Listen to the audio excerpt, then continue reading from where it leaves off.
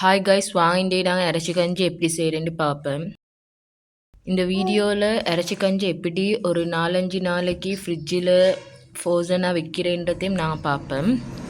இறைச்சி இல்லாட்டி நாட்டுக்கோழி போட்டு நீங்கள் எந்த கஞ்சை காய்ச்சிறேன்டா அரிசியோடு நாங்கள் அதை வேக வைக்கணும். இதே பாய்லர் சிக்கன் போட்டு நீங்கள் செய்கிறேன்டா கோழியை வேறவா அவிச்செடுத்து பால் ஊற்றுற டைமில் உங்களுக்கு அந்த கறியை சேர்த்துக்கொள்ள இயலும். இப்படி நான் கோப்பவுண்டுக்கு பச்சரிசிமாக எடுத்திக்கிறேன். இது சரியாக 300 கிராம். இது நல்ல 4-5 தடவை கழுவி வடித்து பாத்திரத்தில் சேர்த்துக்கொள்ளுங்க. இறைச்சியும் நல்லா கழுவி சேர்த்துக்கொள்ளுங்க. அதன் பின்னால் ரொம்ப ஒரு 4-5 துண்டு இஞ்சி, அதை இப்படி ஸ்லேஸ் பண்ணி நீங்கள் சேர்த்துக்கொள்ளுங்க. 1 இன்ச்சு சைஸ் நான் இஞ்சி எடுத்திக்கிறேன். அதே மாதிரி வெள்ளைப்பூடு ஒரு காய்.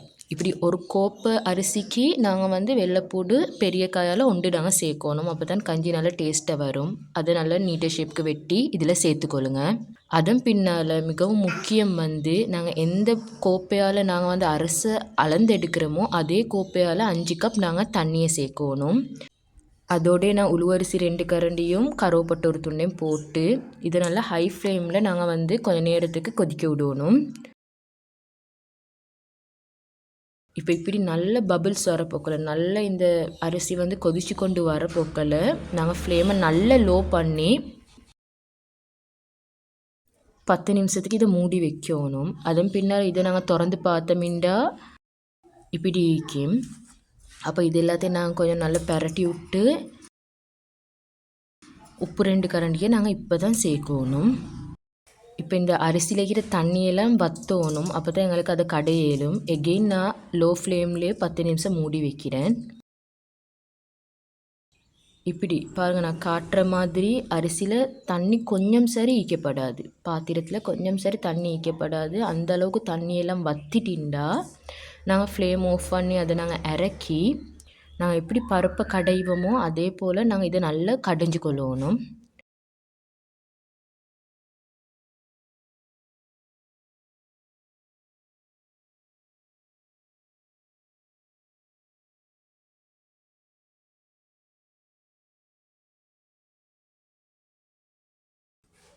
இப்போ நான் இப்படி இதை கடைஞ்சிக்கிறேன்.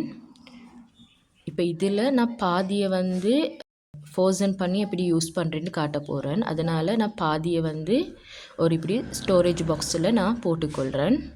இந்த 300 கிராம் அரிசியில் 7-8 பேருக்கு கஞ்சி குடிக்கிற அளவை பொறுத்து. பாதி தானே இப்போ நான் செய்ய போகிறேன். அதனால் இது ஒரு 4 பேருக்கு போதும். எனவே இப்போ பாதியை நான் எடுத்து அதை கொஞ்சம் நல்ல மல்டி கடைஞ்சிட்டு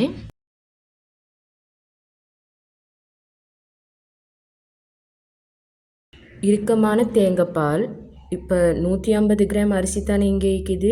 அதுக்கு 500 மில்லி இறுக்கமான தேங்காய்பால் சேர்க்கணும்.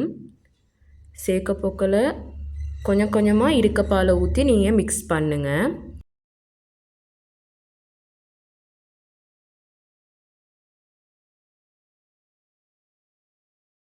இப்போ நான் 500 மில் இருக்க தலைப்பால் சேர்த்துட்டேன். அதன் பின்னால் முதலாவது தண்ணி பாலில் 500 மில் நான் எடுத்திக்கிறேன். அதுலேயும் கொஞ்சம் கொஞ்சமாக ஊற்றி மிக்ஸ் பண்ணிக்கொள்கிறேன். நான் ஏன் ஒரே மிக்கே பால் ஊற்றவானமின்றா அப்போ அது பால் எல்லாம் மேலுக்கால மிதகிடும், அரிசி கீழே பெய்த்திடும்.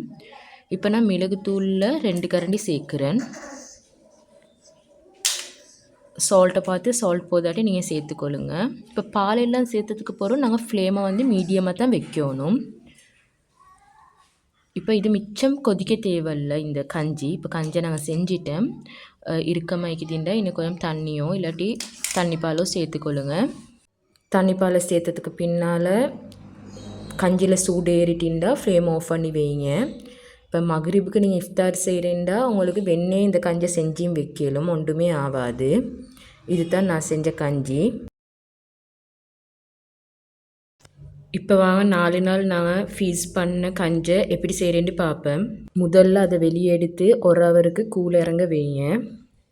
1 ஹவருக்கு பின்னால் இது 1 நாள் 2 நாள் ஃபீஸர் பண்ணேன்டா இது 1 ஹவரில் நல்லா இது சாஃப்ட் ஆகிக்கும். இது 4 நாள் ஈந்தத்தால் நல்லா கல்லாவே இன்னும் மீக்குது. அதனால் இதை நான் ஒரு பாத்திரத்தில் போட்டுட்டு இது எல்லாத்தையும் உடச்சி விட்டு பார்க்குறேன். உடச்சி விட கஷ்டம். அதனால் தண்ணிப்பால் சரி தண்ணி சரி சேர்த்து கொஞ்சம் நேரத்துக்கு லோ ஃப்ளேமில் இதை நீங்கள் வேக விடுங்க. அப்போ இது டக்குன்னு கரைஞ்சிடும். இப்போ நான் ஒரு 10 நிமிஷம் இப்படி லோ ஃப்ளேமில் மூடி வேக வைக்கிறேன். 10 நிமிஷத்துக்கு பின்னால் நீங்கள் பார்த்தீங்கன்னா இது ஒரு அளவு இப்போ சாஃப்டாக விற்கிது. அது எல்லாத்தையும் இப்படி நீங்கள் உடச்சி விட்டுட்டு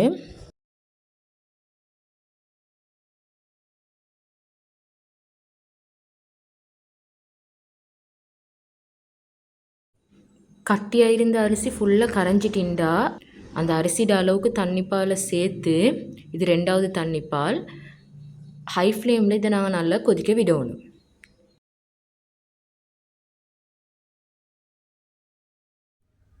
இது நல்லா கொதித்ததுக்கு பின்னால் இதை மூடி ஃப்ளேமை லோ பண்ணி தண்ணியை வற்ற வைங்க. இப்படி அரிசியிலேருந்து தண்ணி நல்லா வற்றிட்டின்டா அதை நல்லா நாங்கள் கடைஞ்சி கொள்ளணும். கடைஞ்சதுக்கு பின்னால் தான் இருக்க தண்ணிப்பாலையும் நாங்கள் கொஞ்சம் கொஞ்சமாக சேர்த்து இதோடு மிக்ஸ் பண்ணணும். நான் இதுக்கும் 500 மில்லி இருக்கப்பாலும் 500 மில்லி தண்ணிப்பாலும் எடுத்துக்கிறேன். எனவே ஃப்ளேமை மீடியமாக்கி நான் கொஞ்சம் கொஞ்சமாக பாலை ஊற்றி கஞ்சி காய்ச்சி எடுத்துக்கொள்ளணும்.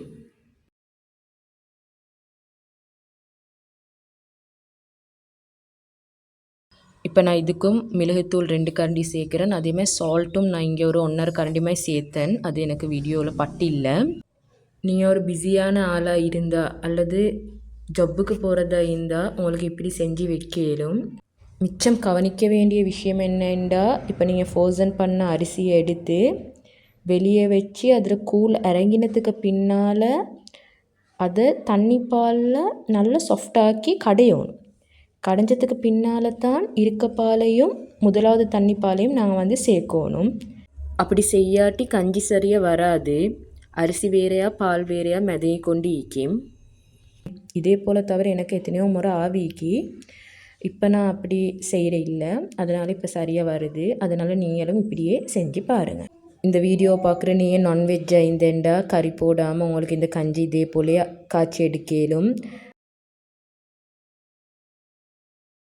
இந்த கஞ்சி காய்ச்சினத்துக்கு பின்னால் மேலுக்கால முருங்கையில் கொஞ்சம் போட்டு உங்களுக்கு குடிக்கவும் மேலும் அது ஹெல்த்துக்கும் மிச்சம் நல்ல. இதுதான் நான் செஞ்ச கஞ்சி.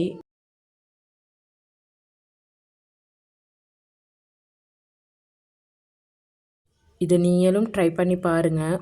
நல்ல டேஸ்ட்டாக ஈக்கும். அதன் பின்னால் நீங்கள் வீட்டிலே கஞ்சி காய்ச்சி குடிப்பீங்க.